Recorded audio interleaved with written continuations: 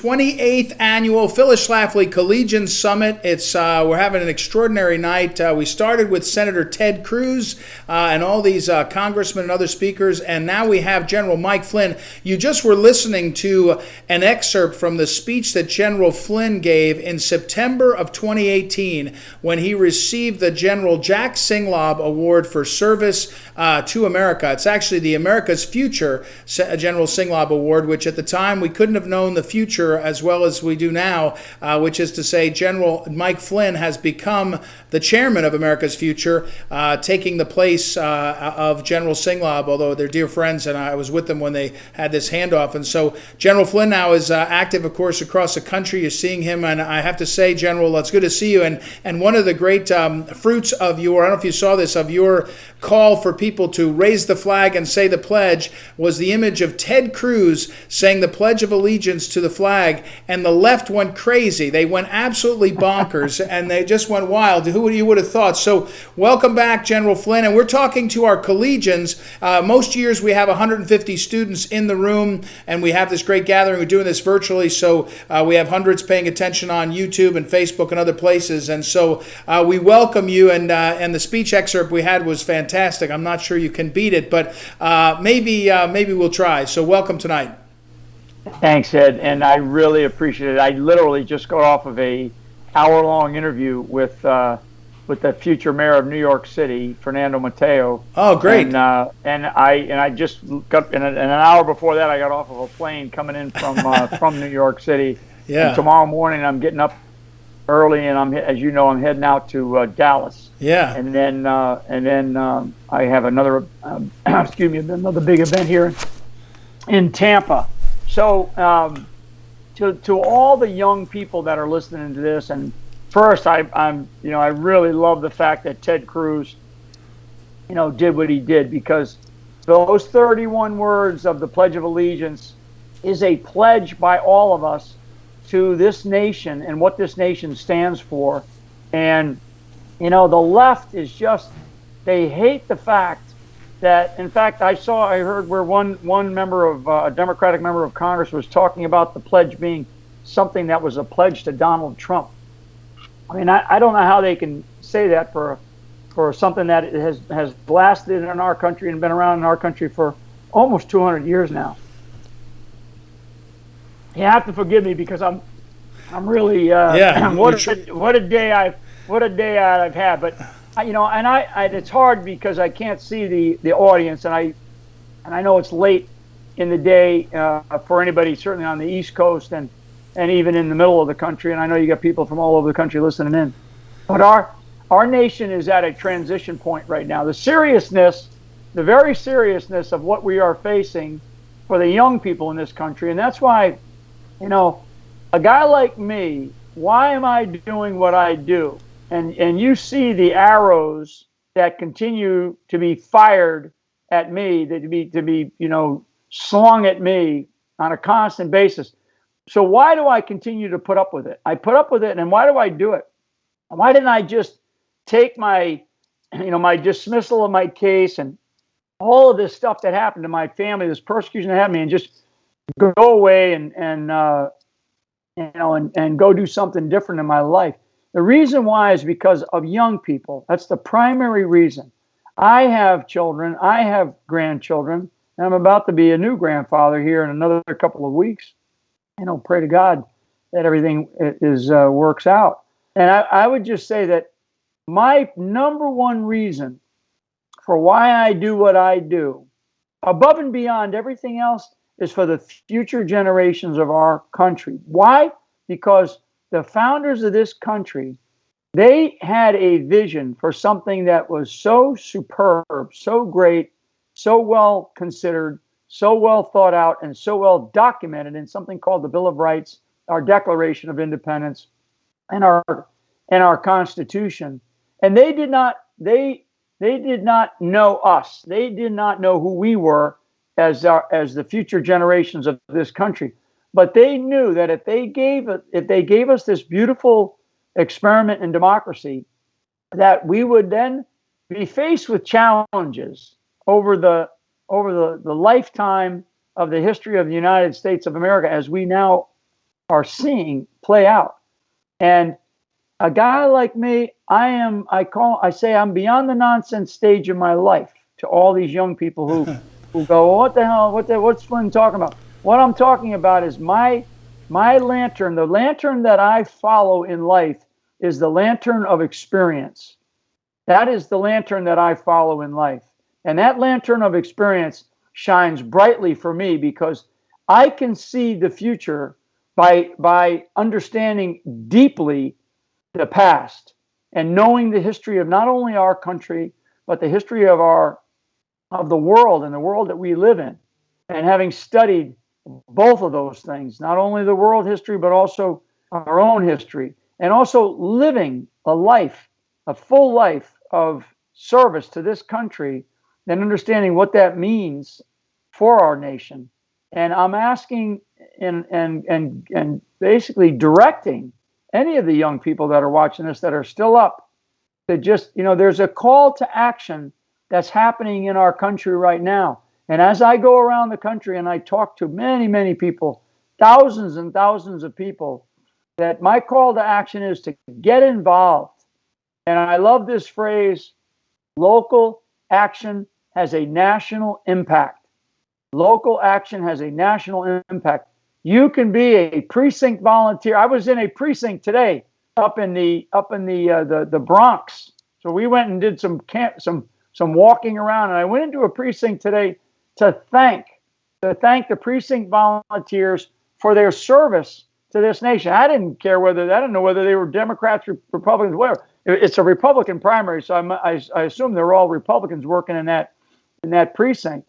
But that's, to me, that is America at its best. As I walked into that room, all neatly organized, they had the voting booths all set up. The ladies were mostly ladies too, but there were some young people there. And I especially went up and gave a big hug to these two young ladies who were there. They were like, they had to have been, in their early 20s. And I'm like, oh my God, thank you so much for taking time to be part of the American process.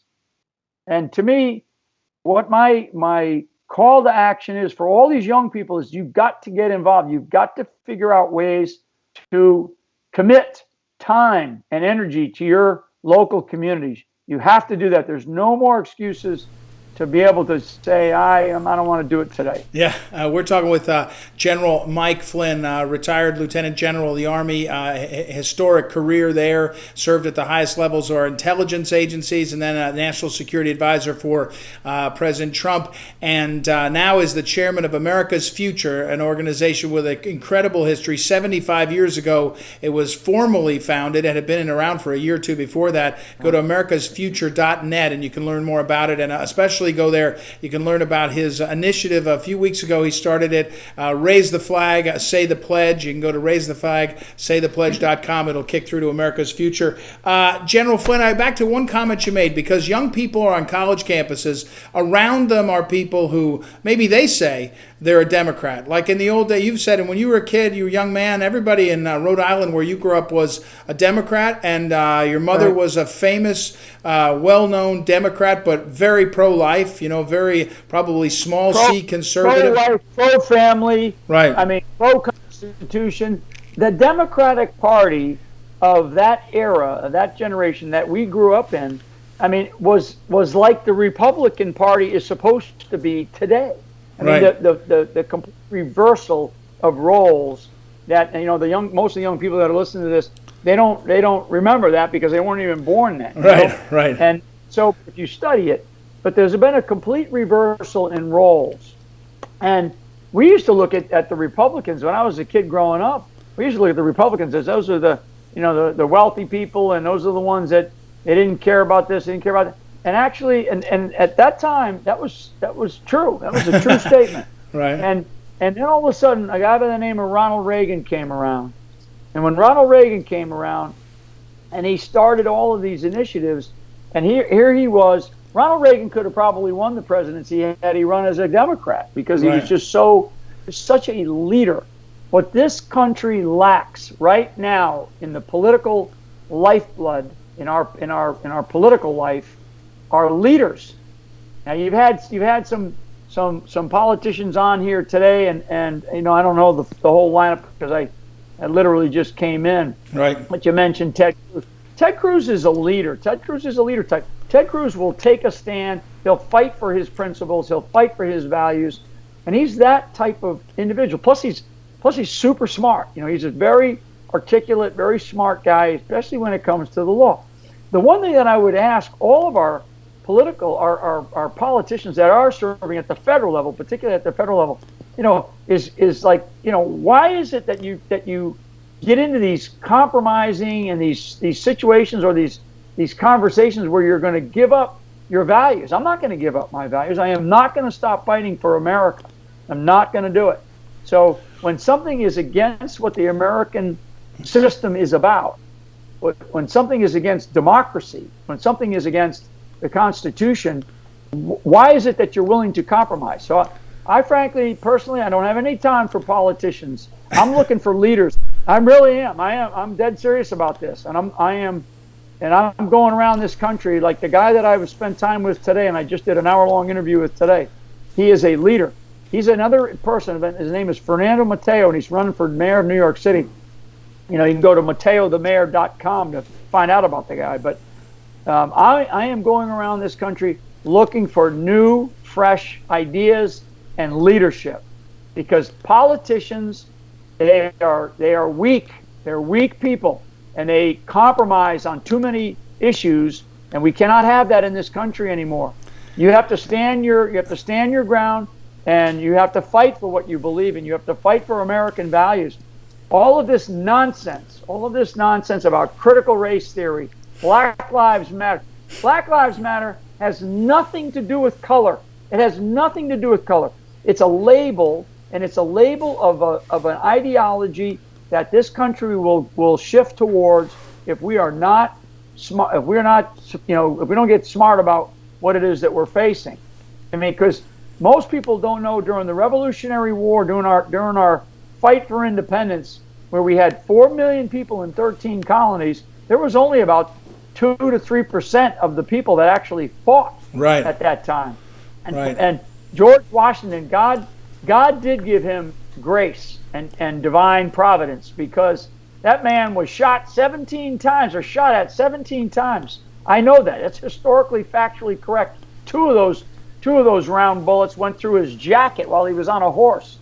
So the fact that the man ended up surviving, and that was as a colonel before he became General George Washington.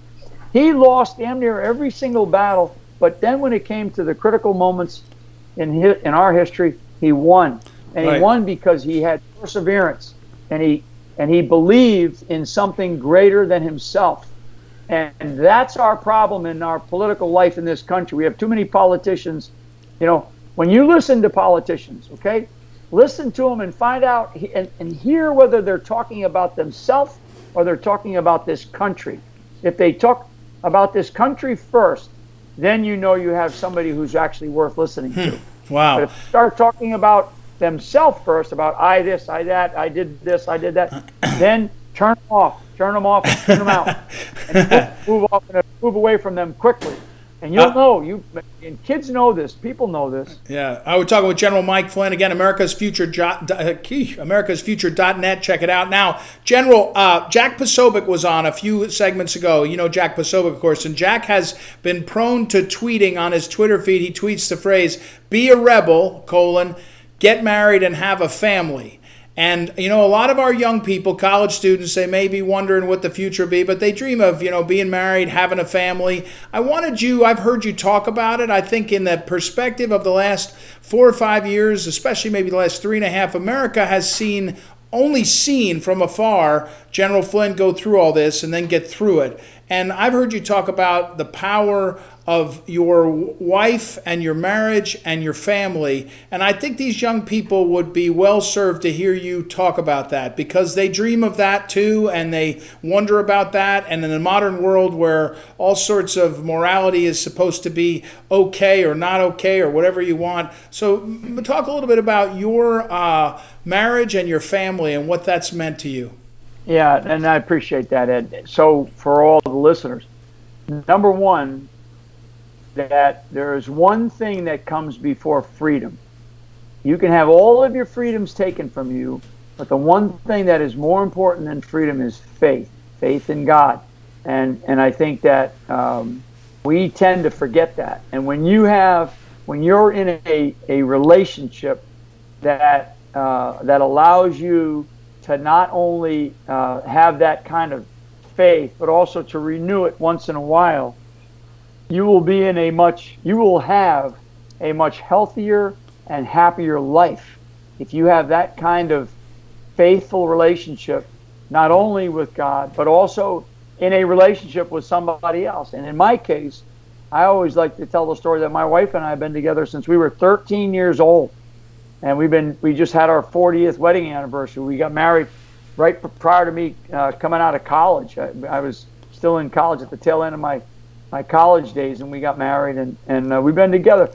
And I joke with her all the time, and I always say that you have to like the person that you love, because if you don't like them, you're not going to love them. So, and that's a really important phrase. You got to like the person that you love, because at the end of the day, when as life goes through all these ups and downs, all these sine waves of life, what is really, really powerful is your family and the strength of one's family, and particularly in my case, and in the years of service, in the nearly 3.5 decades of service in the Army, where 5 of those years for me, I was deployed overseas in combat, not just deployed overseas, but deployed fighting wars, fighting in places that I would rather not be, for people who really didn't really care if we were there or not. But when we were following our foreign policy objectives of various presidents.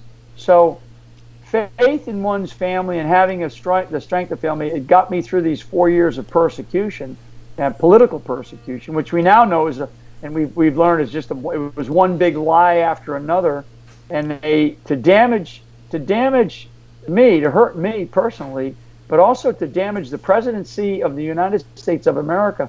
It's unprecedented what happened. So this idea of family is so vital for our nation, because we do have extended families. We can have the wife and husband relationship, but you also have other family members that you have relationships with, brothers and sisters.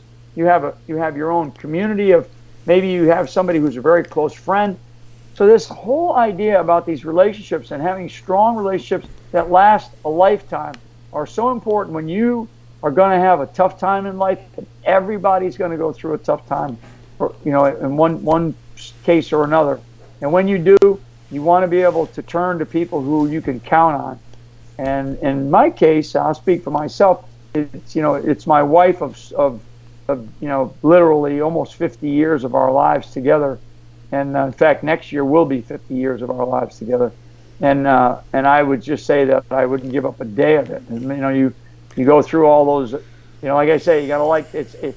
And I'll shut up on this note. But I tell young people who are thinking about getting married, or they're in a relationship, I always tell them that to be in a really strong, lasting relationship, it's a lot of hard work. It is hard work. So you got to be prepared for it. If you think a long-lasting friendship and marriage, and to have a strong family is going to be this rosy, full of bliss life, forget about it. It's not the case. It is hard work, but it comes at the end with this just beautiful and many, many, many beautiful moments where you spend time together and you cherish each other, and you can look back over a long life, a long, happy and healthy life, particularly if you bring faith into your life, and you'll never regret a day of it. We got some people commenting on Facebook, I think it is. Thank you, General Flynn, for your tireless service. The Phyllis Schlafly Next Generation Eagles salute you. That's our teen Eagles down just below college. Another person says, that's a good one. What are we doing for Constitution Day, General Flynn? Well, we just got through the Flag Day. Here, he's got it. Here it goes. And there you go. I carry these around all the time. So Ray, raise the flag, say the pledge, and it's not just for Flag Day, folks. It's for every day. Raise the flag and say the pledge. I mean, get into the habit of it. So I carry this one around because General Singlov actually gave me this one, and he signed it. It's a really beautiful. I love it, and I read it all the time because it's 4,500 words. Look how thin that is. Yeah. 40. That's the Constitution. In this document is the Constitution, the Declaration of Independence, and the Bill of Rights. In this little 4,500 words, takes the average reader 30 minutes to read it. Today, Ed, I was given this by a young person. Came up to me today, and I was like, it brought me to tears when this young kid, he's probably all of about 20 years old. He came up and he said, "Hey, General Flynn, I want to give you this." Huh. And I had this in my pocket. I didn't even bother to pull it out because I didn't want him. I wanted to take this from him, and I was so taken by it, and because he was a kid handing them out. Yeah. This was up in the city. Wow. Beautiful. Well, listen, but you're burying the lead because if you go to raise the flag, saythepledge.com, you'll go through and you can buy a flag. If you need a replacement flag or you need a flagpole, and when you order a flag, buy one for a friend, buy one for a family member. Right, but when you buy one from that effort, it's an effort that you get your own Constitution personalized by General Flynn. It's got a message in the front cover, so there's the real story. All right, General Flynn, we're going to let you go. We got some great time in with you, the college students, and I can tell you, I know I'm privy to a lot of it. AmericasFuture.net is going to have a lot of General Flynn. He's going to be around the country. We'll have him back, of course, but we're going to honor his time and all, and wish him well. Thanks for your time and service, and I'll see you tomorrow. But everybody else will see you soon. So thanks, General Flynn. God bless you guys, and all you young people. Keep the hope alive. That's what you're doing out there when you get involved in your local communities. So God bless you all for doing that. Thank you, Ed. Great. Thanks, Bye-bye. General Flynn. All right, guys.